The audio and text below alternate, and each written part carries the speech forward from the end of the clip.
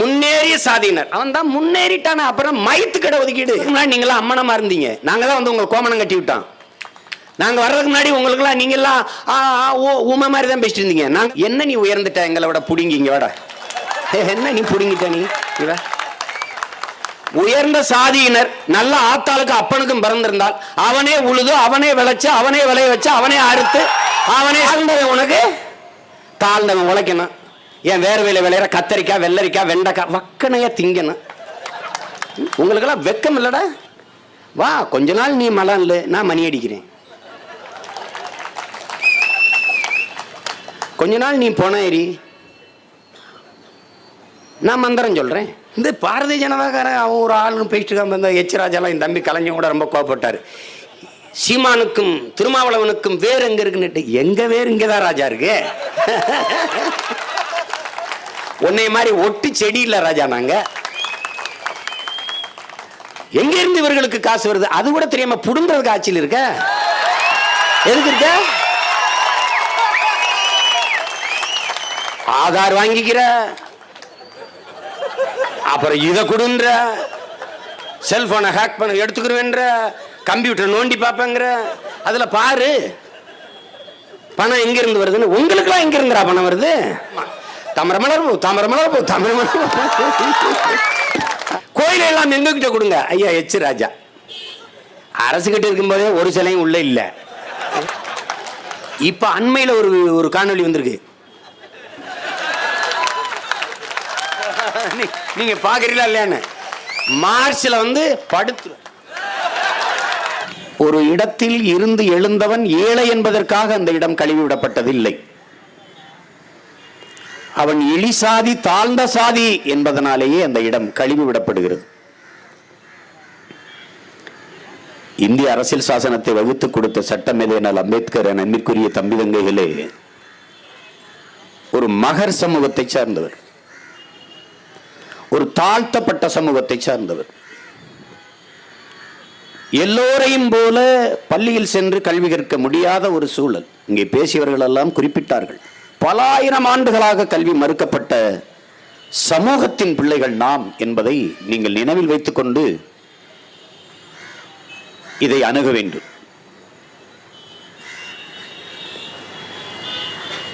ஒரு சிறுவன் படிக்க செல்கிறான். எல்லோரையும் போல இருக்கையில் அமர்ந்து படிக்க முடியாது. அவன் இருந்து எழுந்த இடம் தினமும் கழுவிவிடப்படுகிறது. அவன் ஒரு கோணி பையை, சாக்கு துணியை கீழே விரித்து அதன் மேல்தான் இருந்து அமர்ந்து படிக்க வேண்டிய நிலை. அப்படி ஒவ்வொரு நாளும் கீழே விரித்து உட்கார கோணி சாக்கோடு நின்ற அந்த சிறுவன் தான் 50 ஆண்டுகளுக்கு பிறகு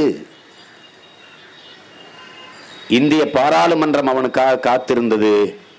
கோணிப்பை வைத்திருந்த அந்த இளைஞன் 50 வயதில் இந்திய நாட்டின் அரசியல் சாசனத்தை கோப்போடு வந்து நின்றார். என்னுடைய தம்பி ஹுமாயூன் அவர்கள் சொன்னது போல இந்தியாவில் சீன பழமொழி ஒன்று உண்டு. ஐயா இறையன்பு கூட பயணம் என்ற நூலிலே குறிப்பிட்டிருக்கிறார். ஒரு மனிதன் 10,000 புத்தகங்கள் படித்திருக்க வேண்டும், 10,000 மைல் பயணம் செய்திருக்க வேண்டும் என்று. 10,000 புத்தகம் தான் ஒரு மனிதன் படித்திருக்க வேண்டும் என்று சீன பழமொழி. 10,000 புத்தகம், 64,000 புத்தகங்களை படித்த ஒரு பேராசான் அண்ணல் அம்பேத்கர் அவர்கள்.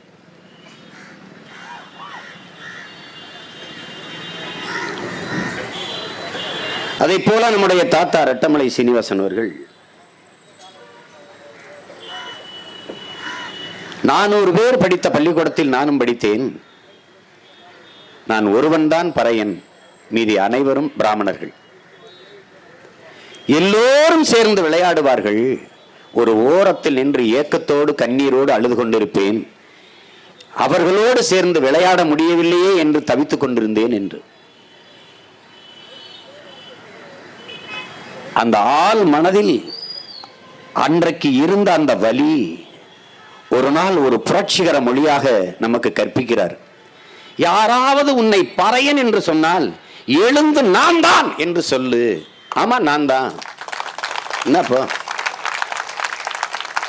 இங்க யாரு பறையன்? நான் தான். என்னப்போ அப்படி கேளு.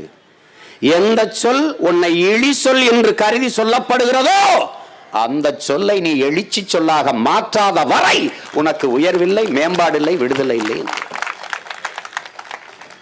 இவன் ஏழை, அதனால் இந்த தெருவுக்கு நடக்கக்கூடாது. இவன் ஏழை, வறுமையில் வாழ்கிறான், அதனால் இந்த கோயிலுக்கு நுழையக்கூடாது. இவன் ஏழை, அதனால் முட்டிக்கு மேலே இவன் வேட்டியை கட்ட வேண்டும். இவன் ஏழை, அதனால் என் தெருவில் செருப்பணிந்து காலணி அணிந்து நடக்கக்கூடாது, கையிலே பிடித்துக் கொண்டுதான் நடக்க வேண்டும். இவன் ஏழை, அதனால் முழங்கைக்கு கீழே துண்டை போட்டு கொண்டு நிற்க வேண்டும். அவன் ஏழை, அதனால் இடுப்பில் துண்டை கொண்டு குனிந்து கொண்டு கும்பிட வேண்டும். இப்படி இங்கே வர்ணாசிரம தர்மம், சனாதன தர்மம் வகுக்கப்படவில்லை என் அன்பு தம்பி தங்கைகளே. இவன் தாழ்த்தப்பட்டவன், இழி சாதி, தாழ்ந்தவன், தாழ்த்தப்பட்ட சாதி என்பதற்காகவே இந்த இழிநிலைகள் இங்கே உருவாக்கப்பட்டது. கோயிலுக்குள்ள வரக்கூடாது, இந்த தெருவில் நடக்கக்கூடாது. உங்களுக்கு தெரியுமா, அண்மை செய்தி, தமிழகத்தின் தலைநகர் 21ஆம் நூற்றாண்டு இணையத்திலும் வலைத்தளங்களிலும் ஒவ்வொரு நாளும் உலகத்தை உள்ளங்கையில் வைத்து பார்த்து கொண்டிருக்கிற இளைய தலைமுறை பிள்ளைகள் வாழ்கிற இந்த சமூகத்திலே, இந்த சூழலிலே தான் ஒரு தெருவில், சென்னையில் ஒரு தெருவில் தாழ்த்தப்பட்ட ஒருவன் வீடு கட்டி குடியேறிவிட்டான் என்று மொத்த தெருவும் அடித்து விரட்டியது.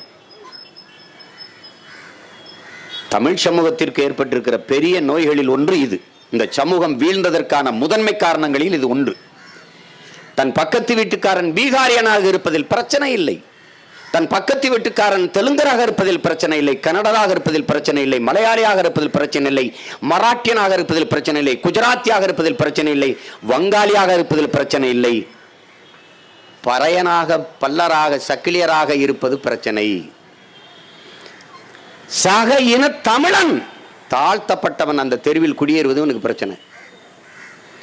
இந்த உளவியல் நோய்தான் இவனை இவ்வளவு தூரம் தாழ்த்தி வீழ்த்தியது. சாதிய வழியை தாங்கியவனுக்குத்தான் இடஒதுக்கீடு என்றால் என்ன என்பது புரிய வரும். நீங்க எதற்காக இடஒதுக்கீடு கொண்டு வரப்பட்டது? சாதிய இழிவினாலும் தீண்டாமை கொடுமையினாலும் பல துன்ப துயரங்களை அனுபவித்த மக்கள், ஒடுக்கப்பட்ட உழைக்கும் தாழ்த்தப்பட்ட மக்கள் சாதிய மேலாதிக்கத்தில் இருந்து விடுபடுவதற்கு, தங்களை தற்காத்து மேலெழுவதற்கு கல்வி, வேலை வாய்ப்பில், அரசியல் அதிகாரங்களில் சம வாய்ப்பு கொடுக்க வேண்டும், அவர்களுக்கு முன்னுரிமை கொடுக்க வேண்டும் என்பதற்காக கொண்டு வரப்பட்டதான் இந்த இடஒதுக்கீடு. எல்லோருக்கும் சமமான வாய்ப்பளிக்க வேண்டும் என்பதுதான் சமூக நீதி ஏற்கிறது. நான் ஒரு வேளாண் குடிமகன், விவசாயி. நான் தண்ணீர் வாச்ச செல்கிறேன், வரப்பில் நின்று என் வயலை பார்க்கிறேன். நான் மிளகாய் செடியை நட்டு வைத்திருக்கிறேன். வரப்பில் நின்று பார்க்கிற போது ஒரு குறிப்பிட்ட இடத்தில் செடிகள் வாடி இருக்கிறது, மற்ற இடத்தில் கொஞ்சம் பச்சை இருக்கிறது. இந்த செடி 2 நாள் தாங்கும். இந்த செடி இப்பவே தண்ணி விடவில்லை என்றால் செத்து போகும். ஆனால் எல்லா செடிக்கும் தண்ணி விட வேண்டும் என்பதுதான் என்னுடைய நோக்கம். அதற்காகத்தான் நான் போயிருக்கேன். ஆனால் வாடிய செடிக்கு முதலில் தண்ணி விடுவன் எவனோ அவன்தான் சரியான வேளாண் குடிமகன், அவன்தான் நல்ல விவசாயி. உடனே என்ன செய்கிறான்? ஒரு வாமடையை போட்டு மொத்தமாக தண்ணியை திறந்து விட்டால் எல்லா செடிக்கும் பாயும். ஆனால் காஞ்ச செடிக்கு உரிய நேரத்தில் போகுமா? போகாது. அப்ப என்ன செய்கிறான்? உடனடியாக பாத்தி கட்டுகிறான், ஒரு சின்ன ஒரு கரையை உருவாக்குகிறான். காஞ்ச செடி எங்க இருக்கோ அங்க பாத்தியை கட்டி அங்கே வாமடையை போட்டு உடனடியாக அந்த செடிக்கு தண்ணீரை பாய்ச்சுகிறான். இதுதான் வகுப்பு வாரி பிரதிநிதித்துவம், இதுதான் சாதி வாரி இடஒதுக்கீடு. பல ஆயிரம் ஆண்டுகளாக இழிமகன், தாழ்ந்த சாதி என்று தாழ்த்தி அடக்கி ஒடுக்க வைக்கப்பட்டு கல்வி மறுக்கப்பட்டு இங்கே பேசினார்கள் எல்லோரும். மனுவில் மனு தர்மத்திலிருந்து, இதிகாச புராணங்களிலிருந்து கல்வி மறுக்கப்பட்ட சமூகம் நாம். ஏன் மன்னராட்சி காலங்களிலே கல்வி நமக்கு சேரவில்லை? இதை மிக கவனமாக என் தம்பி தங்கையில் அறிந்து புரிந்து கொள்ள வேண்டும். மனு தர்மத்திலே நாமெல்லாம் படித்தால் படிக்க சென்றால் படிக்க கூடாது, அது விதி. மீறி படித்தால் வாயாலே தின்று வாயாலே மலம் கழிக்கும் வௌவால் முகம் கொண்ட மைத்ராச ஜோதிகன் என்ற பேயாக நீ அடுத்த ஜென்மத்தில் பிறப்பாய். இது எழுதி வைக்கப்பட்டிருக்கு. அடுத்த பிறவியில் நீ மைத்ராச ஜோதிகன் என்ற பேயாக பிறப்பாய். எத்தனாயிரம் ஆண்டுகளாக இந்த தலைமுறையில் இந்த காலகட்டத்தில் நம் தாத்தா பெருந்தலைவர் காமராஜரும் ஐயா பெரியார் போன்ற தலைவர்களும் சீவானந்தம் சிங்காரவேலர் போன்றவர்களும் அயோத்தியாச பண்டிதர் ரெட்டமலை சீனிவாசன் போன்ற நம் தாத்தாக்களும் வந்துதான் அடுத்த பிறவியில் நீ பேயாக இரு நாயாக இரு, அதை பற்றி கவலை இல்லை, இந்த பிறவியில் படித்து நீ மனிதனாக இரு என்று படிக்க வைத்தார். என் அன்பிற்குரிய சொந்தங்களே, என் அருமை தம்பி தங்கைகளே, இதிகாச புராணங்களில் கல்வி வரல. நமது வள்ளுவ பெருமகனார் நம் மூதாதை தன் மறைமொழியிலே தொட்டனை தூருமனற்கே நீ மாந்தருக்கு கற்றனை தூரும் அறிவன் படித்தார்.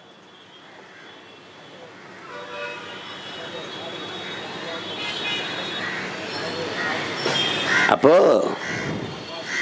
ஆனா கல்வி தரவன் இல்லை. வானத்தை உரசி நிற்கிற பெருவுடையார் கோயிலை கட்டிய நமது பாட்டன் அருண்மொழி சோழன் ஒரு ஆரம்ப பள்ளிக்கூடம் கட்டி நம்மளை படிக்க வைக்கல. கல்லணை கட்டி இன்னொரு பாட்டன் கல்லூரி கட்டி படிக்க வைக்கல. நாயக்கர் மகால் கட்டிய ஒரு திருமல நாயக்க பெருமன்னர் ஒரு மரத்தடியில் ஒரு பள்ளிக்கூடம் கட்டி படிக்க வைக்கல. மகால் கட்டினவங்க எல்லாம் பள்ளிக்கூடம் கட்டி படிக்க வைக்கல. படிக்காத ஒருவன் வந்தான், தனக்கு கிடைக்காத கல்வி தன் தேசத்து பிள்ளைகளுக்கு கிடைக்க வேண்டும் என்று 14,000 பள்ளிக்கூடங்களை திறந்து படிக்க வச்சான் பெருந்தலைவர் காமராஜர் என்ற ஒரு தமிழ் மகன். அதுவரைக்கும் நீ படிக்கல. நீ படிச்சிட்ட பிறகு பொருளாதார அடிப்படையில் இடஒதுக்கீடு அது கொடுக்கலாம். ஒரு கேள்விதான் உங்களிடத்திலே நான் எழுப்ப விரும்புகிறேன். கோயிலுக்குள் சென்று மணியடிப்பவரும் குழிக்குள் சென்று மலம் அள்ளுபவரும் 2 பேரும் சமமாக இருக்கிறார்களா? 2 பேரும் ஒன்றா? இந்த சமூக கட்டமைப்பில் ஒன்று என்றால் ஒளிச்சிற இடஒதுக்கீடு கட்ட செருப்பால அடி. இல்லையே, இல்லையே.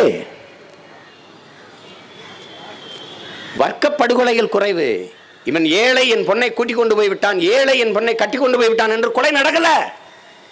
இவன் வேறு சாதி, தாழ்ந்த சாதி என்றுதான் பல்லாயிரக்கணக்கில் ஆணவ படுகொலைகள், சாதிய பெருமை படுகொலைகள் இன்னும் இந்த நிலத்தில் நிகழுது.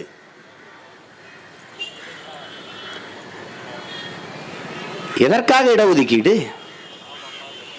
எந்த சாதியின் அடிப்படையில் எந்த சாதியை காட்டி அதிகார பங்கீடு, கல்வி, வேலை வாய்ப்பில் இடஒதுக்கீடு மறுக்கப்பட்டதோ, வாய்ப்பு மறுக்கப்பட்டதோ, அதே சாதியின் அடிப்படையிலேயே அவன் மேம்பாட்டிற்கு, உயர்விற்கு, கல்வி, வேலை வாய்ப்பில் முன்னுரிமை, அதிகாரத்தில் பகிர்வு கொடுக்கப்படுவதுதான் சமூக நீதி என்ற அடிப்படையில் தான் இது கொண்டு வரப்பட்டது.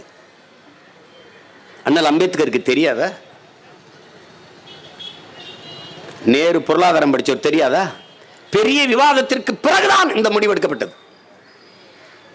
இவர்கள் சொல்றபடி 8 லட்சம் ரூபாய் சம்பளம் பெறுபவர்கள் அவர்கள் பொருளாதாரத்தில் பின்தங்கியவர்கள். இந்த விழுக்காடு 0.49 விழுக்காடு தான். இந்திய வருமான வரி கட்டுவோர் கணக்கெடுப்புல படி பார்த்தால் இந்த விழுக்காட்டு ஊதியம் பெற்று வருமான வரி கட்டுவர்கள் 0.49 விழுக்காடு தான். மீதி 99.51 விழுக்காடு இவர்கள் கணக்குப்படி 8 லட்சத்துக்கு கீழே வருமானம் உள்ளவர்கள் தான். அப்ப ஏழைகள் தான், பொருளாதாரத்தில் பின்தங்கியவர்கள் தான். அப்படி என்றால் இவர்கள் கொடுக்க போற இந்த இடஒதுக்கீடு 4.9 விழுக்காட்டு மக்களுக்கா இல்ல 99.51 விழுக்காட்டு மக்களுக்கா? யாரு கொடுக்க போற? எனவே இது சாத்தியமில்லை என்ற அடிப்படையில் தான் அண்ணல் அம்பேத்கர் அவர்கள் வகுப்பு வாரி பிரதிநிதித்துவம், வகுப்பு வாரி இடஒதுக்கீடு என்ற முறையை கொண்டு வருகிறார். இந்த நாடு 2.5 லட்சம் ரூபாய் ஆண்டு வருமானம் சம்பாதிக்கிறவன் வருமான வரி கட்டணும் என்று நிதிநிலை அறிக்கையில் கொடுத்துருச்சு. ஆனால் 8 லட்சம் ரூபாய் ஆண்டு ஒன்றுக்கு சம்பாதிக்கிறவன் ஏழை. இதே அரசு தான் சொல்லுது. அவனுக்கு இடஒதுக்கீடு. பொதுப்பட்டியல்னு ஒண்ணு சொல்றது அது ஒரு வார்த்தை, உயர் சாதியினர் அது ஒரு வார்த்தை, முன்னேறிய வகுப்பினர் முன்னேறிய சாதியினர் அவன் தான் முன்னேறிட்டான. அப்புறம் மையத்துக்கு இடஒதுக்கீடு.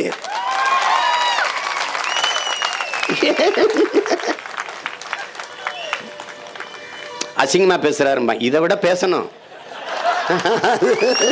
அது ரொம்ப அசிங்கமா போயிருங்கிறதுனால எதுக்கு எதை வைத்து அவன் உயர்ந்தவன் முன்னேறியவன் என்று சொல்கிறீர்கள்? பதில் இருக்கா? அவன் தான் முன்னேறிட்டானே. எப்படி பொருளாதாரத்தில் பின்தங்கியவனை எப்படி முன்னேறியவன் சொன்ன? அது பதில் சொல்லு. ஒரு நாடு சொல்லுகிறது இவர் முன்னேறியவர் உயர்ந்த சாதியினர், என்னை தாழ்ந்த சாதி என்று சொல்ல நீ யாரோட மகன்டா? எவனுக்குடா பிறந்த? நீ யார்? நீ யாரா? நீ நான் எல்லா சாதியிலும் உயர்ந்தவன், எனக்கு பொருளாதார அடிப்படை இடஒதுக்கீடு கொடு வா. நாட்டில் எல்லாரையும் உயர்ந்த சாதின்னு அறிவிடா, ஒரே நாள் அறிவிடா. ஒரே சாதி என் தேசத்தின் குடிமக்களில் எவன் உயர்ந்தவன் தாழ்ந்தவன் கிடையாது. ஒரே நாள்ல பணம் சொல்லாதுன்னு சொன்ன இந்த நாடு, இந்த நாட்டின் தலைவர், ஒரே நாளில் இந்தியாவில் சாதி இல்லை, முடிஞ்சு போச்சு, அழிச்சிரு. சாதியை ஏற்றதாழ்வு கிடையாது. பிறப்பின் அடிப்படையில் பேதம் கற்பிக்கிற, மனித பிறப்பில் உயர்ந்தவன் தாழ்ந்தவன் என்று பாகுபாடு பாராட்டுகிற இந்த இழிநிலை இன்றோடு ஒழிக்கப்படுகிறது. சொல்லு. கேள்வி கேட்டா அப்புறம் பாரு, கட்டி செடி நிக்க வச்சு சுடு. அதுக்கு துணிவு இருக்கா? சாதி இல்ல, ஒழிக்கப்பட்டுச்சு. சமநிலை சமூகம் கண்டாச்சு. எல்லாம் முடிஞ்சு. இனி என்னடா பொருளாதார விடுதலை வேண்டா, சமூக விடுதலை அடைஞ்சாச்சுடா. சாதியை ஒழிச்சாச்சு, சமூக விடுதலை முடிஞ்சு. இனி வர்க்க விடுதலை தான், பொருளாதார மேம்பாடு. என்ன எல்லா சாதியிலும் ஏழை இருக்கான், கணக்கெடு. அதன் அடிப்படையில் இடஒதுக்கீடு கொடு. ராஜா, நான் 80 லட்சம் ரூபாய் சம்பளம் வாங்குவேன், 8 கோடி கூட மாசம் சம்பாதிப்பேன் ஆண்டு ஒன்றுக்கு. ஆனால் 8 லட்சம் ரூபாய்னு கணக்கு காட்ட முடியும் ராஜா உன் நாட்டில்? 8 லட்சம் ரூபாய் தான் ஆண்டு. ஏன்னா அவ்வளவு நேர்மையான நாடு ராஜா உன் நாடு. அவனுக்கு ஒரு 8 லட்சம் ரூபாய் கொடுத்தா ஓகே, 8 லட்சம் உங்க சம்பளம் போட்டு விட்டுருவான் ராஜா. என்ன நீங்க இது கூட தெரியாதா ராஜா எங்களுக்கு? ஆனால் சாதியை மாற்றிக்கொள்ள முடியாது ராஜா, சாதியை மாற்ற முடியாது. அதுதான் இங்க இருக்க பிரச்சனை.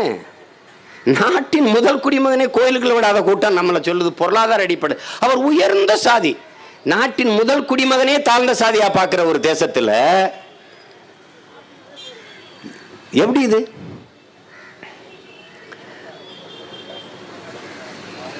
எவ்வளவு பெரிய ஆபத்தான ஒரு கட்டமைப்பு பாருங்க. இது எப்படி உருவாக்குறாங்க பாருங்க. எல்லாரும் சேர்ந்து அமைதி ஆயிட்டாங்க பாருங்க. அற்ப ஓட்டுக்கு தான். ஐயப்பன் கோயிலுக்குள்ள பெண்களை விட அது எப்படி பேசுற? ஓட்டு போட வேணாம்ன்றனே, நான் தான் வேணாங்கிறனே. நான் உன் ஓட்டுக்கான ஆளே கிடையாது. இடஒதுக்கீடை எழுத்து பேசுற பொருளாதார நீ என்னைக்கிடா எனக்கு போட்ட, இனிமே போட போற?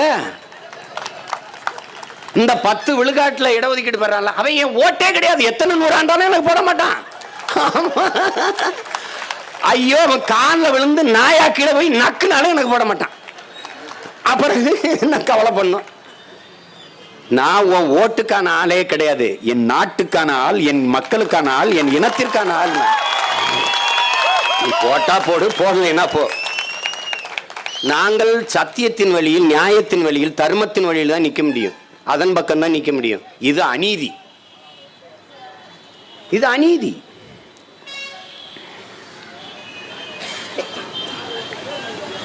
இன்று வரை சமநிலை சமூகம் படைக்க போராடி கொண்டிருக்கிறோம். புரட்சியாளர் அம்பேத்கர் பாருங்க, உயர்ந்த சாதி என்பதை எப்படி நீ மதிப்பிட்ட? அவன் பொருளாதாரத்தில் பின்தங்கி இருக்கான், அப்படின்னா தாழ்ந்திருக்கான். சாதி எப்படி உயர்வு அடைஞ்சிரும்? அது எப்படி சொல்றாரு பாருங்க. நான் மத அருந்த மாட்டேன், நான் பொய் சொல்ல மாட்டேன், நான் பிற பொருளை திருட மாட்டேன், கொள்ளையடிக்க மாட்டேன், ஊழல் செய்ய மாட்டேன், லஞ்சம் பெற மாட்டேன், கட்டிய மனைவி தவிர வேறொரு பெண்ணை கனவிலும் நினைத்து பார்க்க மாட்டேன், என் நினைவிலும் நினைக்க மாட்டேன். நான் ஒழுக்கமானவன், மானுட பண்புகளில் ஆகச் சிறந்தவன், ஆனாலும் நான் தாழ்த்தப்பட்டவன். இதற்கு நேர் எதிராக ஒருவன் தண்ணி அடிப்பான், கண்ட பொம்பளையில கெடுப்பான், ஊழல் செய்வான், லஞ்சம் பெறுவான், கொள்ளையடிப்பான், கொலை செய்வான், சமூகம் சொல்லி தந்திருக்கிற அத்தனை தர்மத்தையும் மீறி அநியாயம் செய்வான், ஒரு அயோக்கியன். ஆனாலும் நீ சொல்கிறாய் அவனை உயர்ந்த சாதி என்று. இது எவ்வளவு ஒரு வழியை தருகிறது பாருங்க. ஏண்டா அயோக்கிய பிள்ளை, உண்மையிலேயே நான் தானடா உயர்ந்த சாதி. மானுட பண்புகளில் எல்லாவற்றிலும் சிறந்து விளங்குகிற நான் தான் உயர்ந்த சாதி.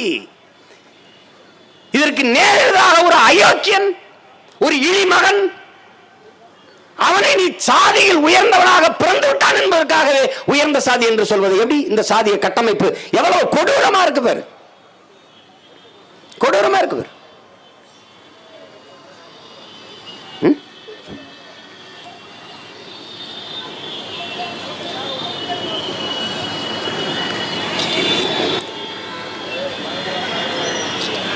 ஏற்கனவே தினந்தோறும் போராட்டமா இருக்கு. தொடர்வண்டி துறையில், மத்திய அரசின் தொடர்வண்டி துறையில் 300 பேர்ல 3 பேர் இருக்கான் நம்மால். பல போராட்டங்களை போராடி ஒண்ணுமே செய்ய முடியல. வங்கி பணிக்கு ஒருத்தன்ல நம்மால். எல்லா புகாரும் அந்த முறையீடு என்னட்டு தான் வருது. அண்ணே 500 பேர்ல நாங்க 2 பேர் கூட இல்லைண்ணே தமிழர்கள்.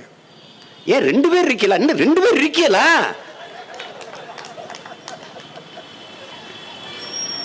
தபால் துறையில் 5 பேர் தேர்வு எழுதுறான். தமிழில் அதிக மதிப்பெண் பெற்றவர்கள் 5 பேரும் ஹரியானா மாநிலத்தை சேர்ந்தவர்கள். எப்படிப்பட்ட ஒரு நிலைமை உருவாகி போச்சு பாருங்க. 5 பேரும் ஹரியானாவை சேர்ந்தவன் தமிழ்நாட்டின் தபால் துறையில் வேலைக்கு வந்துட்டான். ஒரு இடத்துல நீ இல்லை, ஏற்கனவே நீதித்துறையில் இல்லை. இப்ப பாக்குறீங்க நீங்க, அண்ணா பல்கலைக்கழகத்தில் யார் துணைவேந்தர், இசை கல்லூரிக்கு யார் துணைவேந்தர், சட்ட அம்பேத்கருடைய சட்ட பல்கலைக்கழகத்துக்கு யார் துணைவேந்தர்? நம்ம ஆளு கிடையாது. இசை கல்லூரியில் கூட இருக்கிறதுக்கு நம்ம ஆளுக்கு தகுதி இல்லை. ஐயா புஷ்பநங்குசாமி கத்தி தோர்வடைஞ்சு போயிட்டாரு. நீ புறக்கணிக்கப்படுகிறாய், நிராகரிக்கப்படுகிறாய், ஒடுக்கப்படுகிறாய். இதை உணரணும். ஏழை இந்த உயர்ந்த சாதியில தான் ஏழை இருக்கானா? மற்ற சமூகத்தில் ஏழை இல்லையா? இது எவ்வளவு பெரிய ஏமாற்று. யாரு 10% 10 விழுக்காடு இடஒதுக்கீடு கேட்டு தெருவிறங்கி போராடியவன் யாரு? யாராவது சொல்லு. இந்த அரசு மாண்புமிக்க, மேன்மை மிக்க, மதிப்பு மிக்க, ஆக சிறந்த அரும்பெரும் தலைவர் ஐயா மோடியுடைய ஆட்சியில் 2 சட்ட வரைவு உடனடியாக நிறைவேற்றப்பட்டிருக்கு. ஒன்று முத்தலாக்குக்கு எதிரான மசோதா சட்ட வரைவு, யாரையும் கேட்கல, உடனே நிறைவேறிடுச்சு. அதுக்கப்புறம் அவசரமா அந்த 10 விழுக்காடு இடஒதுக்கீடு எவனும் கேட்கல. மாநிலங்களவையில் கூட்டத்தொடர் முடிஞ்சு போச்சு. ஆனால் சிறப்பு கூட்டம் நடத்தப்பட்டு அது நிறைவேற்றப்படுது. எவ்வளவு முதன்மைத்துவம் கொடுக்குறாங்க பாருங்க. ஆனா காவிரி மேலாண்மை அமைக்க சொல்லி எவ்வளவு பெரிய அரசியல் போராட்டம், சட்ட போராட்டம் செஞ்சு பார்த்தோம். ஒரு நாளாவது இப்படி ஒரு விவாதம், இப்படி ஒரு மசோதா நிறைவேற்றுவதற்கு, இப்படி ஒரு சட்ட வரைவை கொண்டு வருவதற்கு ஒரு ஒரு ஒரு ஒரு விவாதம் நடத்தப்பட்டதா? ஜல்லிக்கட்டு எத்தனை லட்சம் பேர் கூடி எத்தனை நாட்கள் தொடர்ச்சியாக ஒரு சிறப்பு சட்டம் இயற்றி இந்த ஜல்லிக்கட்டை நடத்துவதற்கு வாய்ப்பு தாருங்கள் என்று எவ்வளவு போராடணும். காதுல பஞ்சு வச்சு படுத்துக்கிட்டாங்க.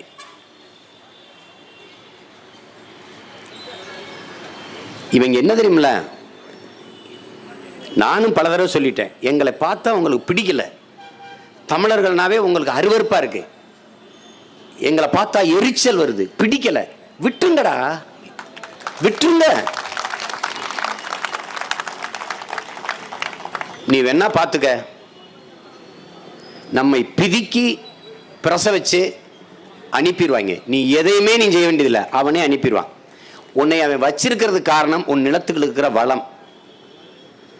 இன்னும் கொஞ்ச நாள்ல hydro carbon, methane, ethane, petrochemical மண்டலம், அது இது எல்லாத்தையும் எடுத்து மூடிட்டு மொத்தமா நீ நாடு வைக்கும்போது விட்டு போயிடுவான். சுடுகாடை யார் பேர் எழுதி வச்சாருன்னு வச்சுட்டு போயிடுவான். தம்பி களஞ்சியம் அவர்கள் குறிப்பிட்டது போல தாழ்த்தப்பட்டவர்களுக்கென்று புதைக்க ஒரு பொது சுடுகாடு கிடையாது, இடம் கிடையாது. உயர்ந்த சாதிக்காரர்கள் சுடுகாட்டு வழியே கூட தாழ்ந்த சாதிக்காரன் பிணத்தை எடுத்து போக முடியல. தெருவழியே இல்ல, தெருவழியே கூட நான் கேட்கல, சுடுகாட்டு புதைவழிய வழியே கூட ஒரு தாழ்த்தப்பட்ட ஒருவனுடைய பிணத்தை எடுத்துட்டு போக முடியல. இன்று வரை இருக்குது.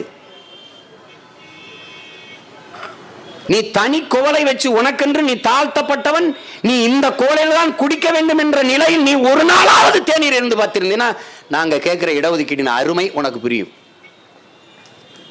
நீ குடிச்சு பாரு, ஒரே தேநீர் கடையில் 2 கோவலை எப்படி இருக்கும்? எப்படி இருக்கும்? வகுப்பறையில ஒரு சமூகத்தினர் தனியா, ஒரு சமூகத்தினர் தனியா, தாழ்ந்த சாதிக்காரன் தனியா, இப்படி இருந்து படிச்சு பாரு, அப்ப தெரியும் உனக்கு வலி என்னன்னு, எதுக்காக இடஒதுக்கீடுன்னு. கல்வி பெற்று உரிய வேலை வாய்ப்பில் இடஒதுக்கீடு மூலம் வேலை வாய்ப்பை பெற்று பொருளாதாரத்தில் மேம்பட்டு வரும்போதுதான் இந்த ஆதிக்க சாதியின் அடக்குமுறை, ஒடுக்குமுறை, சாதிய இழிவு, தீண்டாமை கொடுமையில் இருந்து அவன் தன்னை தற்காத்து கொண்டு மேலல முடியும் என்கிற யதார்த்த புரிதலில் தான், உண்மை நிலையில் இருந்துதான் இந்த இடஒதுக்கீடு வகுக்கப்பட்டது என்பதை அறிவார்ந்த தமிழ் சமூகத்தின் இளைஞர்கள், தம்பி தங்கைகள் புரிந்து கொள்ளணும். இந்த பொருளாதார அடிப்படையில் கொடு, பொருளாதார அடிப்படையில் கொடுன்னா, பொருளாதார அடிப்படையில் நீ கேட்கிற உனக்கு கொடுக்கலையே, கேட்காதவனுக்கு கொடுக்கப்பட்டிருக்கு. 32 ரூபாய் ஒரு நாள் வருமானம் பெற்றவன் வறுமை கோட்டுக்கு மேல வந்துட்டான், அவன் ஏழை இல்லை. ஆனால் ஒரு மாசத்திற்கு 60,000 சம்பளம் வாங்குறவன் ஏழை. எப்படிப்பட்ட ஒரு நீதி பாருங்க, இந்த நாடு கட்டமைக்கிற சமூக நீதியை பாருங்க. இது ஏன் வேக வேகமாக இந்த அடுத்த மாதம் தேர்தல் வரும்போது நிறைவேற்றப்படுது என்பதை நான் சொல்லி உங்களுக்கு புரியணுமா என்ன? இடதுசாரிகள் ஒரே ஒரு கொள்கையில் தான் உயிர் போட இருந்தாங்க, இந்த மதவாதத்துக்கு எதிர்ப்பு என்ற பெயரில். அவங்க முத்தலாக்குக்கு எதிராகவும் ஏற்று பேசல. இப்ப இந்த இடஒதுக்கீடு எதன் பொருட்டு கொண்டு வரப்பட்டிருக்கு? மதத்தின் அடிப்படையில் தான் இந்த உயர் சாதியினர் பிரிக்கப்பட்டிருக்காங்க, பார்க்கப்படுறார்கள். அதன் அடிப்படையில் தான் இந்த 10 விழுக்காடு கொடுக்கப்படுது. அதை ஏற்கிறார்கள் என்றால் இது என்ன மதவாதத்துக்கு எதிரானது? நாங்க தான் சமூக நீதியை பெற்றுக் கொடுத்தோம். நாங்க வர்றதுக்கு முன்னாடி நீங்களாம் அம்மனமா இருந்தீங்க, நாங்க தான் வந்து உங்களை கோமணம் கட்டி விட்டோம். நாங்க வர்றதுக்கு முன்னாடி உங்களுக்குலாம் நீங்கெல்லாம் ஊமை மாதிரி தான் பேசிட்டு இருந்தீங்க, நாங்க தான் வந்து உங்களை படிக்க வச்சோம். அதுக்கு முன்னாடி நீங்க நாகரிகம் இல்லாம அப்படியே தெரிஞ்சுக்கிட்டு இருந்தீங்க, நாங்க தான் உங்களை மனிதராக்கணும் என்று பேசிய புரட்சியாளர்கள், சமூக நீதி காவலர்கள் ஒருத்தனு வாய் திறக்கல. ஏன்? ஓட்டு. இந்த ஓட்டு ஓட்டு என்று நிற்பவர்களை ஆட்சி அதிகாரத்தை விட்டு நீ ஓட்டாத வரை நீ இப்படி ஓட்டாண்டியாகத்தான் தெருவில் நிற்ப. யாரு பேசுற? அதிமுக பேசுதா? இங்க ஐயா வெங்கட்ராமன் கூட குறிப்பிட்டாங்க. ஐயா தம்பிதுரையோட எடுத்து வைத்த வாதம் சரியானது. அம்மையார் கனிமொழி கூட எடுத்து வைத்த வாதங்களை ஏற்கிறோம். ஏன் எதிர்த்து நீங்கள் வாக்களிக்கவில்லை? அதற்கு பதில் இருக்குதா? பதில் இருக்குதா? இது மறைமுக ஆதரவு. மாவீரன் நெப்போலியன் சொல்றான்ல, உலகத்தில் நடக்கிற கெட்டதற்கு, தவறுகளுக்கு, அநீதிக்கெல்லாம் அதை செய்கிறவன் அல்ல காரணம், அவன் மட்டுமே அல்ல காரணம். அதை பார்த்து கொண்டு வேடிக்கை பார்த்து கொண்டு நிற்கிற நல்லவனும் காரணம் என்கிறான்.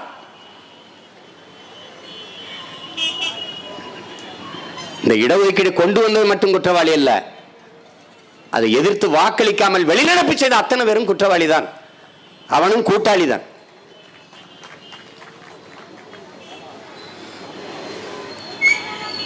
நாங்க வெளியில போறோம், அவங்க பழகிட்டாங்க. சட்டசபையா இருந்தாலும் பாராளுமன்றமா இருந்தாலும் எந்திரிச்சு போய் போய் பழகிட்டாங்க. ஒரு இடத்துல இருக்க வைக்க முடியாது.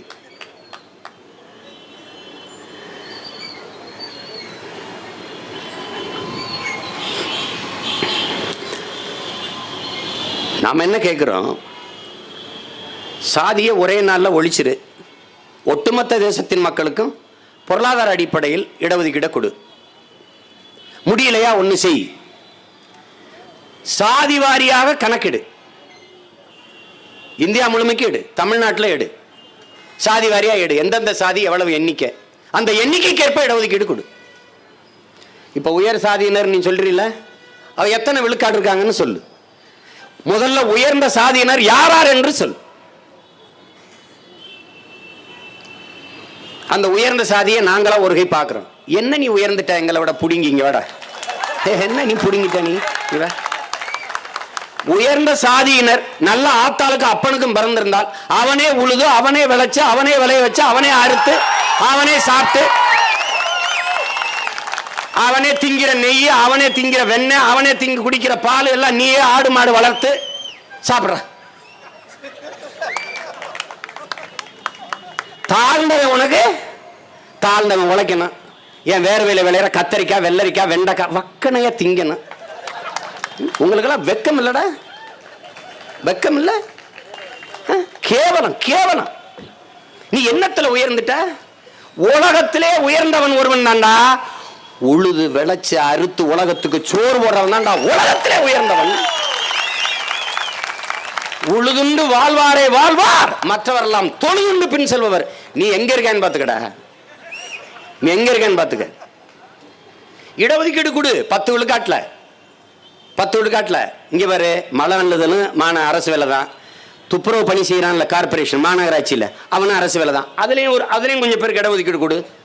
எங்களை வெளியேத்து, எங்களை விட்டு கொஞ்ச நாளைக்கு இந்த 10 விழுக்காட்டு இடஒதுக்கீட்டுல இந்த வேலைகளையும் சேர்த்துக்க. அதுலயும் தனியார் நிறுவனங்கள், கல்வி நிறுவனங்கள், அதான்டா நாங்க ரொம்ப நாளா கேட்டுக்கிட்டு இருக்கோம். தனியார் மயப்படுத்தப்பட்ட கல்லூரிகள், இந்த நிறுவனங்களிலும் இடஒதுக்கீடு பெற்றுக் கொடுங்க. அப்போலாம் வாய் பேசல. அவர்களுக்கு என்ற உடனே அதுக்கு ஒரு சிறப்பு உத்தரவு போடுறான். எப்படிப்பட்ட யோக்கியத்தனம் பாருங்க. வா, கொஞ்ச நாள் நீ மலான்ல, நான் மணி அடிக்கிறேன். கொஞ்ச நாள் நீ போன ஏறி, நான் மந்திரம் சொல்றேன். என் அன்பிற்குரிய தம்பி தங்கைகளே, பிராமணர்கள் தான் கோயிலுக்குள் சென்று மணி அடிக்கணும் என்று சாதிய ஒதுக்கீடு, சாதிய இடஒதுக்கீடு. அனைத்து சாதியினரும் கோயிலுக்குள் சென்று மணி அடிக்கலாம், அர்ச்சனை செய்யலாம் என்பது சமூக நீதி இடஒதுக்கீடு. இது ரெண்டுக்குமான வித்தியாசம் புரிஞ்சுக்கிறணும். இந்த சாதிதான் செய்ய வேண்டும். அதுக்கு ஏன்னு கேளுங்க, வழக்கு போடுங்க. அது ஆகம விதியா, ஆகம விதியும்பா. நாம என்ன கேள்வி இருப்போம், ஆகம விதியா ஆரிய சதியா? நுட்பமா விளங்கணும். என்ன அப்படி என்ன ஆகமம்? அதே மந்திரத்தை நாங்க சொல்லாலும் உங்க சாமி கேட்காதா? எங்க இருந்து நீ வீழ்த்தப்பட்டிருக்கா பாரு. உன்னுடைய கோயிலுக்குள், உன்னுடைய மொழி, உன்னுடைய இறைவனுக்கு, உன்னுடைய தெய்வத்திற்கு உன்னுடைய மொழியில் தானே வழிபாடு இருந்திருக்கணும். இது எவ்வளவு பெரிய அநீதி, எவ்வளவு பெரிய அநீதி. தமிழ் கடவுள் முருகன் எல்லாருக்கும் தெரியுது. தமிழ் இறைவன் முருகன் உனக்கு எல்லாருக்கும் தெரியுது. தமிழ் இறை மாயோன் எல்லாருக்கும் தெரியுது. தமிழ் இறைவன் ஆதி பெரும்பாட்டன் சிவன் எல்லோருக்கும் தெரியுது. கொங்குதேர் வாழ்க்கை அஞ்சரை தும்பி காமம் செப்பாது கண்டது மொழியுமோ என்று பாட்டெழுதி இறையனார் என்று இருக்கு. இறையனார் இருக்கு கீழே. அந்த படிச்சவனுக்கு தெரியும். இறையனாரும் எம்பெருமான் முருகவேலும் அகத்தியரும் கட்டி காத்த தமிழ் சங்கத்தில் யார் பாடுறா? நக்கீரன் என்கிற பெரும்பளவன் சொல்றா. அந்த இறையனாரும் எம்பெருமான் முருகவேலும் தமிழ் வளர்த்த கடவுள், தமிழ் கடவுள்கள். ஒருவன் நக்கீரனோட தமிழோடு சற்று விளையாடலையா வந்தோம்ங்கிறான் சிவபெருமான். இங்கிட்டு அவையே உன் தமிழ் அள்ளி பருகலையாம் வந்தோம்ங்கிறான் முருக பெரும்பாட்டன். ரெண்டு பேருக்கும் தமிழ்ல மந்திரம் சொன்னா புரியாது, அது நீச பாசைட்டான். அன்னைக்கு நீ அனுமதிச்சா பாரு, அதுக்கு தான் இன்னைக்கு முச்சந்தில் உட்கார்ந்து போராடிட்டு இருக்கேன். இதுக்கு ஒரே வழிதான் இருக்கு. இருக்கிற கோயிலை பூட்டுறது, புது கோயிலை கட்டுறது, அதுல நம்ம புலிப்பாணி சித்தர்கள் ஓதுவார்கள், அவர்களை கூட்டி கொண்டு வைக்கிறது. போடு, என்ன பாடு? திருமுருகாட்டு படையிலிருந்து பாடுறா. வேற என்ன ராஜா வழி இருக்கு? ஒன்றும் வழி கிடையாது. இதனால நம்ம ஒரு ஆர்ப்பாட்டம்னு தொடங்கி அது பொதுக்கூட்டமாக நடந்து கொண்டு இருக்குது. என்ன பாவம் காவலர்கள் நிலைமை. அதனால நம்ம கொள்ளக்காரங்கிட்ட தான் நாட்டை கொடுத்தோம்னு நினைச்சு வேதனை போட்டுருந்தோம். குலகார பயல்கள்ட்டையும் கொடுத்துக்கிட்டு இருக்கோம். கொடநாட்டில் 5 கொலை நடந்துருச்சுங்கிறான், இங்கே ஒரு 5 கொலை நடந்துருச்சுன்றான். இந்த பாரதிய ஜனதாக்காரன் அவன் ஒரு ஆளுன்னு போயிட்டு இருக்கான். எச்ராஜாலாம் என் தம்பி கலைஞர் கூட ரொம்ப கோவப்பட்டார். சீமானுக்கும் திருமாவளவனுக்கும் வேறு எங்க இருக்குன்னு. எங்க வேறு இங்கேதான் ராஜா இருக்கு. உன்னை மாதிரி ஒட்டு செடி இல்லை ராஜா. நாங்க காலங்காலமாக இந்த நிலப்பரப்பில் நிலைத்து வாழக்கூடிய பூர்வகுடி மக்கள், தமிழ் பேரினத்தின் மக்கள். நீ எங்களை அண்டி ஒண்டி நத்தி பிழைக்க வந்த ஒருத்த ஒட்டி செடி. ஏன் வேற எங்க அண்ணன் வேற தேடுறதுக்கு ஓ வேற தேடி போராஜா. அது எங்க இருக்குன்னு பார்த்துவா. அது எந்த ஊர்ல இருக்கு, எந்த நாட்டில் இருக்கு, எந்த திசையில இருக்குன்னு கண்டுபிடி. யுவான் சுவாங் மாதிரி போ. கலிலியோ கொலம்பஸ் மாதிரி கிளம்பு, போய் பாரு. லூஸ் லயோலா கல்லூரியில் நாட்டில் எவ்வளவு பிரச்சனை இருக்கு பாருங்க. எவ்வளவு பெரிய கருத்து சுதந்திரம் மிக்க ஒரு சுதந்திர நாடு. படம் வரைஞ்சு வச்சதுக்கு முகிலன்கிற ஓவியர் ஒரு கருத்து சித்திரம் வரைஞ்சிட்டாரு, லயோலா கல்லூரியில் வச்சுட்டாரு. என்னடா நடக்காத வச்சுட்டான், அது என்னடா கற்பனையில் தீட்டி வச்சுட்டாரு அந்த ஓவியத்தை. நாய்களை நீங்க பண்ண அநியாயம் தான்டா எடுத்து வைக்கப்பட்டிருக்கு. அதில் ஆசிவா கற்பழிப்ப வைக்கல, எல்லாத்தையும் தான் நீங்க பண்ண கொடுமையை தான் வச்சிருக்கிறாரு. 24 லட்சம் டன் ஆண்டொன்றுக்கு மாட்டுக்கறியை ஏற்றுமதி செய்யற என் நாடு, சொந்த நாட்டு மக்கள் மாட்டுக்கறிதுன்னா கொன்றுவேங்குது. எவ்வளவு பெரிய தர்மம். ஊரானுக்கு ஊட்டி விடுகிற என் தேசம் உள்ளவன் சாப்பிட்டா கொன்னு போடும். எப்படி இருக்கு பாருங்க, எவ்வளவு பெரிய கொடுமை. இதெல்லாம் நீங்க கருத்தா பேசிடக்கூடாது. அதை விட அதிகமா நான் பேசுறேன். நீ என்ன பண்ணிருவ, என்ன பண்ணிட்ட நீ என்னைய? எங்க இருந்து இவர்களுக்கு காசு வருது அது கூட தெரியாம புடுங்கிறதுக்கு ஆட்சியில் இருக்க. எதுக்கு இருக்க? ஆதார் வாங்கிக்கிற, அப்புறம் இதை கொடுன்ற, செல்போனை ஹேக் பண்ண எடுத்துக்கிறேன்ற, கம்ப்யூட்டர் நோண்டி பார்ப்பேங்கிற. அதுல பாரு பணம் எங்க இருந்து வருதுன்னு. உங்களுக்குலாம் எங்க இருந்துடா பணம் வருது? எங்க இருந்து வருது? எங்கிருந்தோ வருது. அதையெல்லாம் பார்க்காம என்னங்க இவ்வளவு உளவு படம் வச்சிருக்கா, வருமான வரித்துறை வச்சிருக்கா, ஹவாலா வருதா கண்டுபிடி, வங்கி மூலமா வருதா கண்டுபிடி. வேற எதுக்கு நீ ஆட்சியில் இருக்க? உனக்கு தெரியுது வரலைன்னு. ஆனா சும்மா எங்கிருந்தோ வருது, எங்கிருந்தோ வருது. நாய இதை யார் பேசுறது? எங்கிருந்தோ வந்த நாய்கள்லாம் பேசிட்டு இருக்காங்க. ஐயோ, எங்கிருந்தோ வருது, எங்கிருந்தோ வருது. ஏன் இப்போலாம் கொஞ்சம் இந்த குடுகுடுப்பு அடிக்கிறவங்க ஒளிஞ்சிட்டாங்க. முன்னாடி விடியல் நல்ல காலம் பிறகுது, நல்ல காலம் பிறகுது, நல்ல காலம் பிறகுது. அந்த மாதிரி எங்கிருந்தோ வருது, எங்கிருந்து ஒரு அம்மா தாமரமலர் போ, தாமரமலர் போ, தாமரமலர். ஐயோ,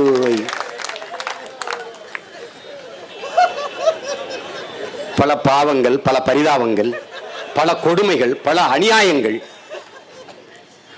உடனே ஒருத்தர் இந்த லயோலா கல்லூரியை அரசு உடைமை ஆக்கிடணும். அட நாய்களா, இருந்த அரசு சொத்து எல்லாம் தனியார் மயப்படுத்தி விட்டுவிட்டு, தனியார்கிட்ட கொடுத்து விட்டு, ஒரே ஒரு கல்லூரி தனியார் இருந்து ஒழுங்கா நடந்துகிட்டு இருக்கு. அதை அரசு கிட்ட கொண்டு வரணும். கொண்டு போ, கொண்டு போ. கோயில எல்லாம் எங்க கிட்ட கொடுங்க. ஐயா எச் ராஜா அரசு கிட்ட இருக்கும்போதே ஒரு சிலையும் உள்ள இல்ல. எல்லாம் கொண்டு போய் எங்க ஐயா வைகுந்தரு சிலையை கும்பிடப்படாது, சிலை கிடையாது. கண்ணாடிக்கு முன்னாடி போய் நீயே நில்லு, நீ தான் சாமி, உன்னையே நீ கும்பிட்டுக்க அப்படின்னு கோயிலில் ஒரு கண்ணாடி மட்டும் வச்சுட்டு போயிட்டார். எவன் கும்பிட்றானோ அவனை பார்த்து அவனை கும்பிட்டு போண்டிதான். ஏன் சிலையை தூக்கிட்டாரு? கடத்திருவான்னு தெரியும். தூக்கிறோம் தூக்கிறோம். கோயிலை என்கிட்ட கொடு அப்படின்னு. நான் என்ன சொன்னேன், ஒரு பிரச்சனை இல்லை, நீங்களே வச்சுக்கிறீங்க. ஆனால் அதுக்கு முன்னாடி வெங்கடாசலபதி கோயிலையும் ஐயப்பன் கோயிலையும் எடுத்துட்டு வாங்க, நாங்கள் தாராளமாக உங்களுக்கு கொடுத்துட்றோம். இங்கே இருக்கிறவங்களாம் ஒரு கேன பையன் நினச்சிக்கிட்டு என்னத்தையாவது பேசிட்டு அலையிறது. இப்போ ஓட்டுக்காக வர்றார் ஐயா மோடி, ஒருத்தர் விடாமல் அவருக்கு போட்டுட்டு தான் நீங்கள் மறுவேலை பார்க்கணும். ஒரு மானங்கட்ட கூட்டம் சாவுக்கு வரல, கத்தி கதறும்போது வரல, வெக்கம் கெட்டு மானம் கெட்டு பிச்சை ஓட்டு பிச்சை கேட்டு இந்த மான தமிழ் மக்கள்கிட்ட வந்து நிற்கிறாங்க. இவங்கள மாதிரி ஒரு ஈனப்பயல் ஒருத்தர் உண்டா? இது ஒரு கட்சி, இது ஒரு ஆட்சி. அந்த இந்த பாருங்க, சையத் சுஜான்னு ஒருத்தர் போய் மானங்கட சொல்றாரு, வாக்கு எந்திரத்தை ஹேக் செய்து தான் இந்த பாரதிய ஜனதா ஆட்சிக்கு வந்துச்சு 2014. ஒருத்தன் பதில் பேசல. லயலா கல்லூரிக்கு எதிராக ஆர்ப்பாட்டம் அப்புறம் பண்ணுங்கடா, இதுக்கு பதில் சொல்லுங்கடா. முதல்ல வாக்கு எந்திரத்தை ஹேக் செய்துதான் பாரதிய ஜனதா 2014 மோடி வென்று பிரதமர் ஆனார். இதுக்கு பதில் இருக்கா? மறுப்பு இருக்கா? இது யாரு சொல்றது? மின்னணு வாக்கு எந்திரத்தை தயாரிக்கிற நிறுவனத்தில் பணி செய்த ஒருவர். எப்படி இருக்கு பாருங்க மறுப்பு. இந்த ஹேக் செய்யறதை நாங்க தடுத்து தான் 3 மாநிலங்களில் காங்கிரஸையும் ஆம் ஆத்மியும் வெல்ல வச்சோம்னு சொல்றாங்க. இந்த ஹேக் செய்யறது, அந்த வாக்கு எந்திரத்தில் விளையாண்டு வெல்வது தெரிந்த 15 பேரையும் கொலை செஞ்சுட்டாங்கிறாங்க. அதை தெரிந்ததனாலேயே கௌரி லங்கேஷை கொன்றார்கள் என்று அவர் சொல்றார். வாயை திறக்க மாட்டானே, பதில் கிடையாது. எடப்பாடி பழனிசாமியை சொல்றாங்கல்ல, அவன் சொல்றான், இவர் சொல்லிதான் நாங்கள் கொலை பண்ணோம், எல்லாரையும் பண்ணோம், நாங்கள் ஆவணங்களை எடுத்துட்டு வந்தோம்னு. நான் சட்டத்திற்கு முன்னாடி நிரூபிப்பேன். முன்னாடிலாம் ஒரு தர்மம் இருந்துச்சு. தன் மீது ஒரு குற்றம் வரும்போது பதவியை விலகிட்டு குற்றமற்றவன் நிரூபிச்சுட்டு மறுபடி பொறுப்பே இருக்கிற ஒரு தார்மீகம் இருந்தது, ஒரு நேர்மை இருந்தது. அவன் தலைவர்கள் நாடாளும் போது அது இருந்தது. தருதலைகளும் கொள்ளைக்காரர்களும் கொலைகாரர்களும் நாட்டாளும் போது அதெல்லாம் எதிர்பார்ப்பது மிகப்பெரிய தவறு. எப்படிப்பட்ட ஒரு கூட்டத்தில் நாட்டை கொடுத்துட்டு சிக்கிக்கிட்டு தவிக்கிறோம் பாருங்க. எல்லா உரிமையும் பறிபோய்கிட்டு இருக்குது. இங்க முதலீட்டாளர்கள் மாநாடு நடந்துகிட்டு இருக்கு. என்னத்தில் முதலீடு செய்ய போறான்னு சொல்லுங்க, சொல்லுங்க பார்ப்போம். தொழில் எங்க உங்க தலைமையில தொடங்குவானா, என் நிலத்து மேல தொடங்குவானா? எதுல தொடங்குவான்? என் நிலத்துல, என் விளை நிலத்துல, எத்தனை ஆயிரம் ஏக்கர்ல. அவனுக்கு நீர், அவனுக்கு மின்சாரம் யார் கொடுப்பா? அவன் என் நிலத்தில் என் வளத்தை கொள்ளையடித்துக் கொண்டு போவதற்காக போடப்படுகிற சாலைகள் தான் 10 வழிச்சாலை, 8 வழிச்சாலை, 9 வழிச்சாலை. சென்னையிலிருந்து தூத்துக்குடிக்கு 10 வழிச்சாலை. உங்களை பாடையில கட்டி சுமந்து போறதுக்கு ஒத்தடி பாதை போதாதடா? எதுக்குடா 10 வழியில சாலை போடுறீங்க? எதுக்கு? கார்ல போறவனை பற்றி கவலைப்படுகிற என் தேசம், காருக்குள்ள இருக்கிறவனுக்கு நீரும் சோறும் கொடுக்கிற உழவனை பற்றி, வேளாண் குடிமகனை பற்றி ஏன் கவலைப்படல? வேகமா போயிடணும். போய் என்னடா புடுங்க போறீங்க? சீரியல் தானடா பார்க்க போறீங்க? என்னடா வேகமா போய் என்ன பண்ண சொல்றீங்க? வாங்க வா. என்ன வேகமா போய்? இது ஒரு தேசம். 1 மணிக்கு நள்ளிரவு 1 மணிக்கு ரஜினிகாந்த் படம் பார்க்க போய் நிற்கிறான் ஆயிரக்கணக்கான இளைஞன். 1 மணிக்கு விடிய காலம். 4 மணிக்கு சகோதரர் அஜித்தோட படம் பார்க்க போய் நிற்கிறான் ஆயிரக்கணக்கான இளைஞர்கள். உன் இனத்தின் பிரச்சனை, ஒரு மண்ணின் பிரச்சனை, உன் உரிமை பிரச்சனைக்கு ஒரு நாள் நீ இப்படி திரண்டு வந்திருப்பிய? உனக்கும் சேர்த்து தாண்டா நாங்க நெஞ்சு வெடிக்க போராடிட்டோம். நெஞ்சு நின்று உனக்கும் சேர்த்து. இது கொடுமை.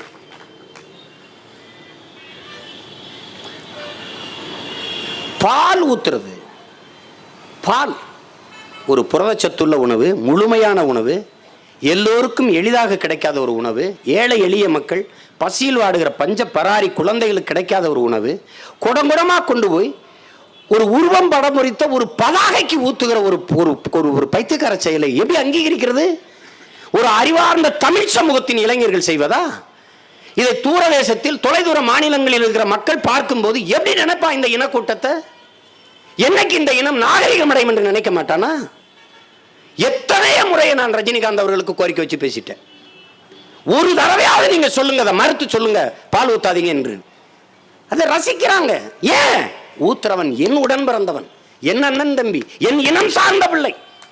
அவருடைய அக்கா மகனோ அவருடைய தங்கச்சி மகனோ, அவர் ரத்தம் உறவோ, அவர் இனம் சார்ந்த ஒருவனோ இப்படி பால் ஊத்தி இருந்தா பார்த்து ரசிப்பாரா? சொல்லல. இவர் தலைவராகி வழிகாட்டப்படுற. நான் சொன்ன அறிக்கைக்காக என்னுடைய தம்பி சூர்யாவையும் என்னுடைய தம்பி விஜயும் அது ஊத்தாதீர்கள் என்று அறிக்கை விடுத்து ஒரு தடவை ஊத்துறது இல்லை. நாக்கில் சூடம் காட்டுவது இது என்னது? அது கேலி பேசுறது. சகோதரர் அஜித் அவர்கள் அந்த விசுவாசம் படத்தில் தலைக்கவசம் போட்டு உந்தூர்லேயே ஓட்டுறார். அதை குறிப்பிட்டு எழுதுகிறார்கள். ஒரு புகழ்பெற்ற நடிகர் அந்த தலைக்கவசம் போட்டே அணிந்து ஓட்டுவது என்பது அது பாராட்டத்தக்கது. அவரை பின்பற்றுகிறவரெல்லாம் நீ தலைக்கவசம் அணிந்து ஓட்டுவார்கள் என்பது. அதை போலதான் அன்பு சகோதரர் அஜித் அவர்கள்ட்ட சொல்றேன். உங்களை பின்பற்றுகிற நிறைய இளைஞர்கள் இருக்கிறார்கள், உங்களை நேசித்து நிற்கிற ரசிகர்கள் இருக்கிறார்கள். அவர்கள்ட்ட நீங்க சொல்லணும். அம்மா தமிழிசை அவர்கள்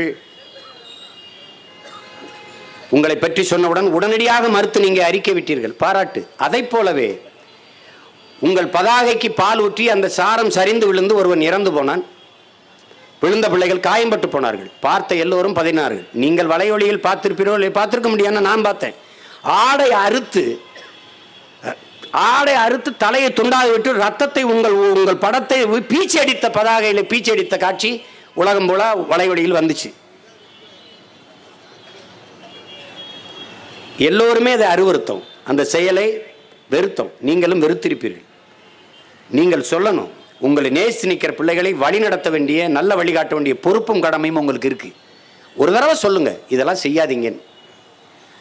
படம் பார்க்கட்டும், கைதட்டட்டும், ரசிக்கட்டும். அதுக்காக இப்படியா? இது நாகரிகமான ஒரு சமூகத்தின் பிள்ளைகளினுடைய செயல் அல்ல. கேரளாவில் மம்முட்டி, மோகன்லால் படங்களை, மற்ற நடிகர் படங்களை பார்க்கிற பிள்ளைகள் எல்லாம் இப்படித்தான் பதாகைக்கு பால் ஊற்றி கொண்டும், சூடங்காட்டி நாக்கில் சூடத்தை வைத்து சுற்றி கொண்டும், ஆடை அறுத்த ரத்தத்தை பீச்சி கொண்டும் இருக்கிறார்களா? இதான் உலகத்துக்கு அறத்தையும் நாகரிகத்தையும் பண்பாட்டையும் கற்றுக் கொடுத்த ஒரு தமிழ் சமூகத்தின் பிள்ளைகள் செய்கிறதா? இது நல்லா இல்லது. இதை அனுமதிக்க முடியாது.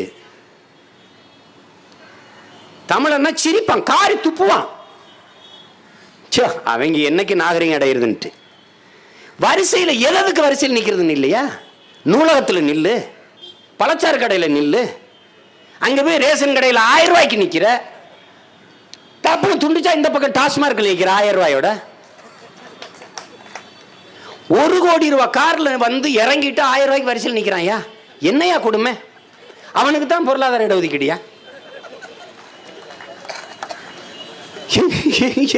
எப்படிப்பட்ட கொடுமை பாருங்க. 1000 ரூபாய்.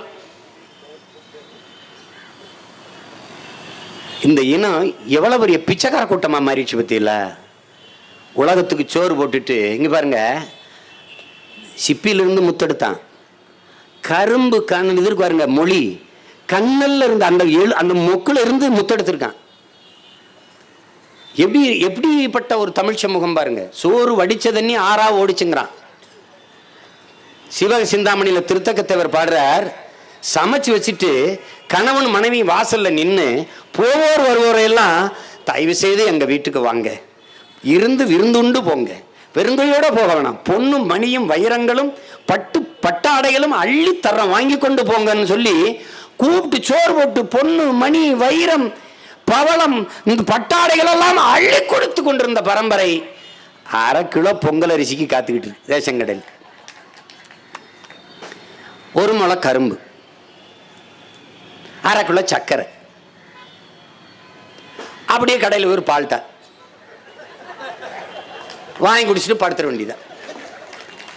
மானத்துக்கு உயிரை விட்ட ஒரு இனக்கூட்டம், அறமும் வீரமும் மானமும் உயிரென்று வாழ்ந்த ஒரு இனத்தின் கூட்டம் இவ்வளவு கேவலமாக கேடுகட்டு போற நிலைமை எவ்வளவு அசிங்கமானது, எவ்வளவு அசிங்கம்.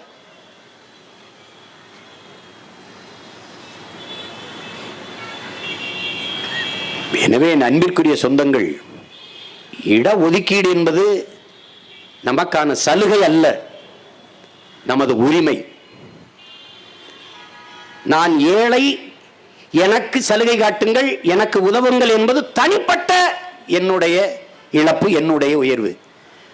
ஆனால் சாதிய இழிவு என்பது ஒரு சமூக இழிவு, ஒரு சமூக அடிமை என்பதை நீங்க புரிஞ்சுக்கணும்.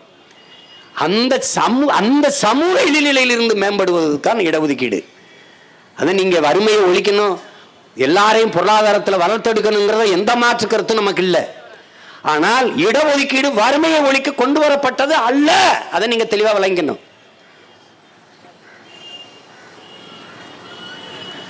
அது கல்வியிலும் வேலை வாய்ப்பிலும் அரசியல் அதிகார பகிர்விலும் காலங்காலமாக தாழ்த்தப்பட்டு ஒடுக்கப்பட்டு நிராகரிக்கப்பட்ட புறக்கணிக்கப்பட்ட சமூக மக்களுக்கு உரிய உரிமை கொடுக்கப்பட வேண்டும், சரியான வாய்ப்பு வழங்கப்பட வேண்டும் என்பதற்காக கொடுக்கப்பட்ட ஒன்று, கொண்டு வரப்பட்ட ஒன்று. அதை விளங்கிக் கொள்ளணும்.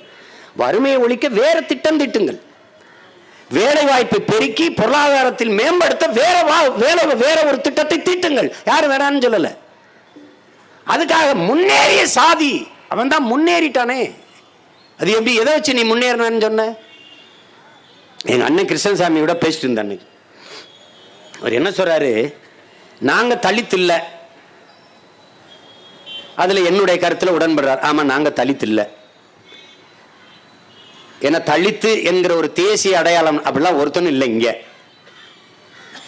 இப்ப எங்க அண்ணன் திருமாவளவன் இடஒதுக்கீட்டு, பொருளாதார இடஒதுக்கீடு எதிர்க்கிறாரு, அம்மையார் மாயாவதி ஆதரிக்கிறாரு. ரெண்டு பேரும் தலித்து தான். அப்படி ஏற்பியா? நான் தமிழன். தலித்து என்பது தன்மான இழப்பு என்கிறார் பெருஞ்சித்திரனார், பாவலரேறு பெருஞ்சித்திரனார். ஆதி தமிழர் என்பதான் பெருமை என்கிறார். அதுதான் நம் அடையாளம் என்கிறார். அதை நீங்க நன்கு விளங்கணும். ஹரிஜன் என்பது காந்தியினுடைய புரட்டு, ஏமாற்றுங்கிறார். அவர் தெளிவா சொல்லி வர்றார். ஆதி தமிழர் நாம் என்பதே நமது அடையாளம், நமது பெருமை என்கிறார். அதை நீங்க விளங்கணும்.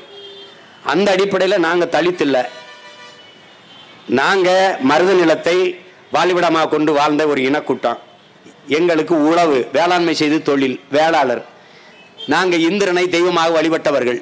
இந்திரன், தேவேந்திர வேளாள குலம், இதான் எங்கள் அடையாளம்.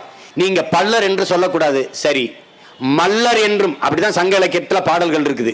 மல்லர் என்றும் தேவேந்திர குல வேளாளர் என்றும் தான் நீங்கள் அழைக்கணும். அதான் சரி. ஆனால் என்னை தாழ்த்தப்பட்டவன், என்னை எசி என்று சொல்ல நீ யார் என்று கேட்கிற. அதனால நீ என்ன செஞ்சிரு, என்னை இந்த பட்டியலில் இருந்து என்னை தூக்கி விட்டு என்னை இந்த உயர் சாதியில சேர்த்துருன்ற. இனி எல்லா சாதியினரும் நம்ம என்ன செய்யறோம், எங்களை உயர்ந்த சாதின்னு அறிவிச்சிரு. அதான் அவர் சொல்றாரு. அவர் என்ன சொல்றாரு, ஒரு தடவை நீ எனக்காக பேசுங்கிறார். இந்த பட்டியல் சாதியிலிருந்து எங்களை எடுத்து விட சொல்லிரு, நாங்க எப்படியோ பொழைச்சுக்கிறோம்ங்கிறார். என்னை தாழ்த்தப்பட்டவன் என்று எவனும் சொல்ல வேணாங்கிறார். இப்ப நான் என்ன சொல்றேன், இந்த பெருமக்களுக்கு, எங்க அண்ணனையும் இந்த கூட்டத்தில் சேர்த்துக்கிறங்க. 10 விழுக்காட்டில் தயவு செய்து இந்த பட்டியலில் இருந்து அவர் எடுத்துட்டு அவர் உயர்ந்த சாதியை அங்கீகரிச்சிரு. ஏன்னா அவர் உன்னுடைய விழுக்காட்டை ஆதரிக்கிறார், இந்த இடஒதுக்கீட்டை ஆதரிக்கிறார். அவரை சேர்த்து நீ கூட 2 விழுக்காடு கூட கொடு, அவருக்கும் சேர்த்து கொடு. நமக்கு ஒரே ஒரு கருத்து தான், ஒட்டுமொத்தமாக இந்தியாவில் சாதியை ஒழிச்சிரு, சமநிலை சமூகம் படைச்சிரு, எல்லாருக்கும் பொருளாதார அடிப்படையில் இடஒதுக்கீடு கொடுத்துரு. நீ வைக்கிற வருமான வரம்பை நாங்கள் ஏற்கிறோம். இல்லையா ஒன்று செய், சாதி வாரி கணக்கெடு, தமிழ்நாட்டுக்குள்ள மொழி வாரியாகவும் கணக்கெடு. ஏன்னா எங்களை இங்க பல பேர், நாங்க 40 விழுக்காடு இருக்கோம், 30 விழுக்காடு இருக்கோம். வாயா உன் விழுக்காடு என்னன்னு பார்த்துருமியா. பார்த்துட்டு நாங்க என்ன சொல்றோம், பிற மொழிவழி தேசிய இனங்களில் தமிழ் இன மக்களுக்கு எவ்வளவு வேலை வாய்ப்பில் கல்வியில் முன்னுரிமையோ அதே முன்னுரிமை இங்க கொடுக்கப்படும்.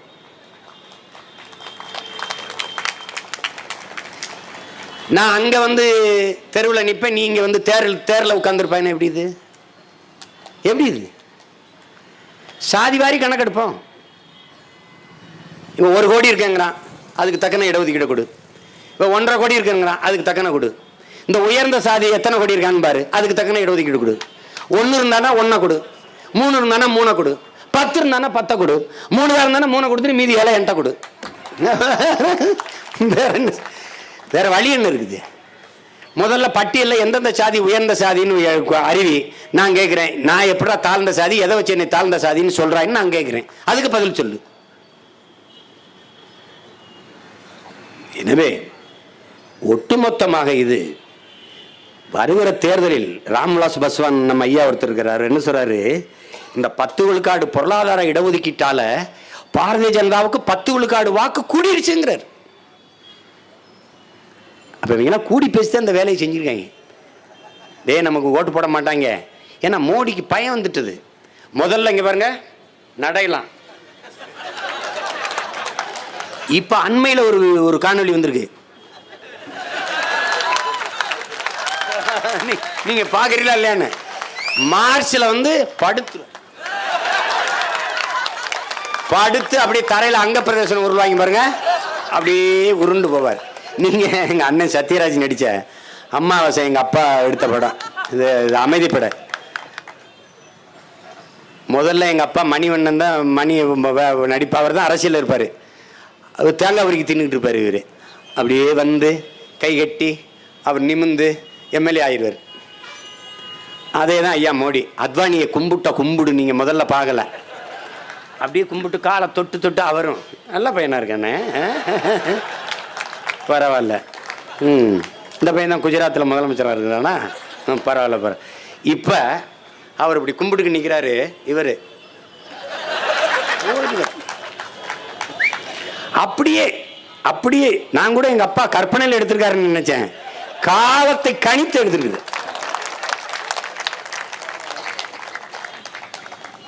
கூட்டணிக்கு கூட நாங்கள் தயார். என்ன கொலை நடுங்குது. இன்னொருத்தன் ஆட்சியில் உட்கார்ந்தா கேட்பான்ல, எத்தனை நாடு போன, இம்பிட்டு செலவழிச்ச,